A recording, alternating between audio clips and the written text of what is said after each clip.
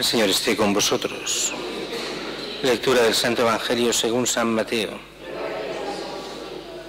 En aquel tiempo dijo Jesús a sus discípulos: cuidado con la gente, porque os entregarán a los tribunales, os azotarán en las sinagogas y os harán comparecer ante gobernadores y reyes por mi causa, para dar testimonio ante ellos y ante los gentiles. Cuando os entreguen, no os preocupéis de lo que vais a decir o de cómo lo diréis. En aquel momento se os sugerirá lo que tenéis que decir, porque no seréis vosotros los que habléis, sino que el Espíritu de vuestro Padre hablará por vosotros. El hermano entregará al hermano a la muerte, el padre al hijo, y se rebelarán los hijos contra sus padres y los matarán. Y seréis odiados por todos a causa de mi nombre, pero el que persevere hasta el final se salvará. Palabra del Señor. Gloria a ti, Señor Jesús.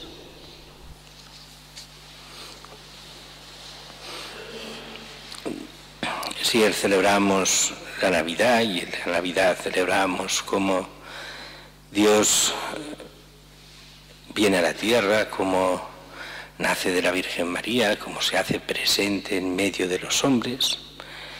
Hoy vemos las consecuencias y el proceso inverso, aquel que está en la tierra, aquel Esteban, el diácono, uno de los primeros diáconos, es el que da primero de forma consciente la vida por Cristo.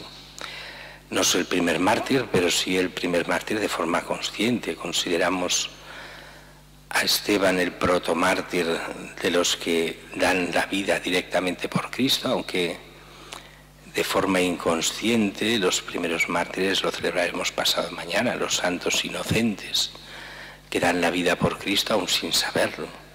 Y son aquellos los primeros del todo, pero celebramos hoy San Esteban. Y celebramos así también de alguna forma a los diáconos que están llamados también a dar la vida por Cristo, como cada cristiano. La vida no en el sentido de que tengamos que morir dando la vida humana, perdiéndola por la vida eterna, sino que cada diácono, como cada cristiano, como cada sacerdote, como cada obispo, ha de dar la vida día a día por Cristo, renunciando al pecado, viviendo en la santidad. Es lo que el Señor nos pide a todos. Pero la Iglesia, desde el primer momento, o casi el primer momento, constituyó estos diáconos. Recordemos que los diáconos son instituidos por el obispo, precisamente para aquello que el obispo no llega, que era el gran problema que tenía la primera comunidad de Jerusalén, que estaban peleados dentro de la comunidad porque se atendía mejor a los de origen hebreo que a los de origen griego.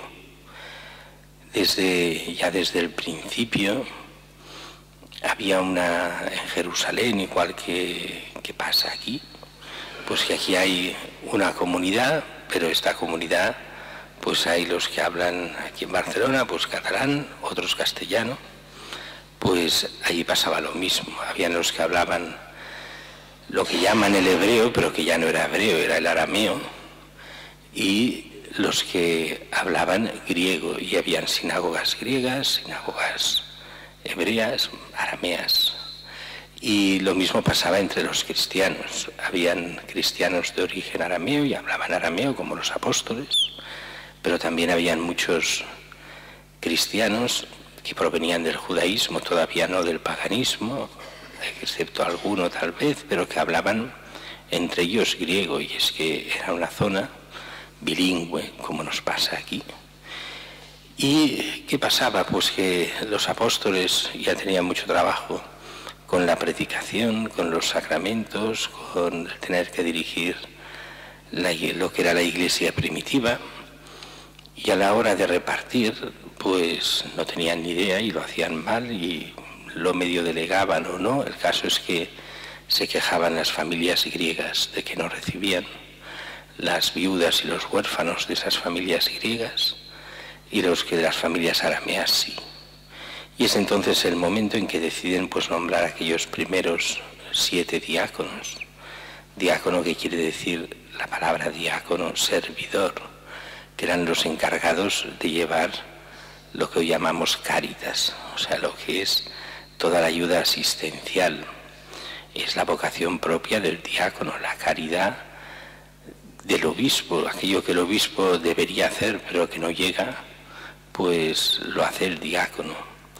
Y así se instituyó el diaconado, que es una cosa un poco extraña porque participa del carisma del obispo, igual que los presbíteros participamos del carisma del obispo, pero no del sacerdocio. Mientras que los sacerdotes somos sacerdotes, participamos del sacerdocio episcopal, en el fondo el sacerdocio de Cristo, ministerial.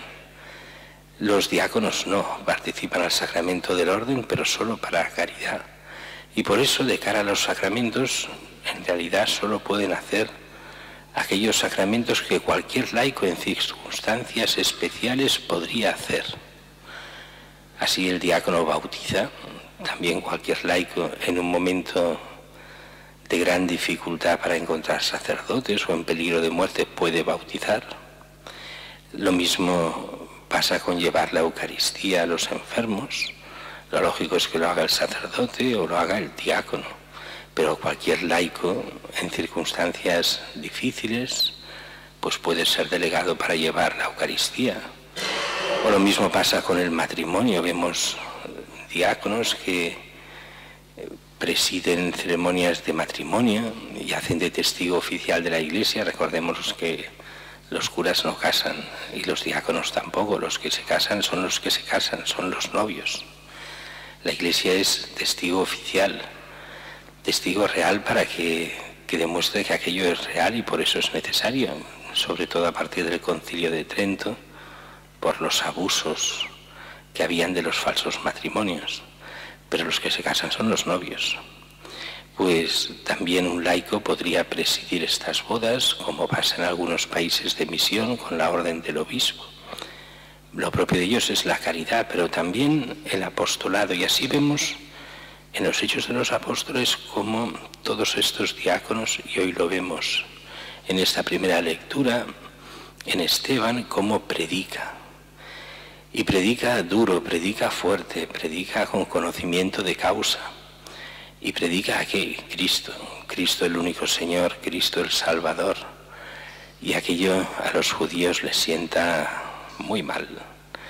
Tan mal que, viendo la elocuencia de San Esteban, que no pueden rebatirlo, pero que no están dispuestos a convertirse, pues deciden matarlo. Y así lo harán, y lo matan a pedradas.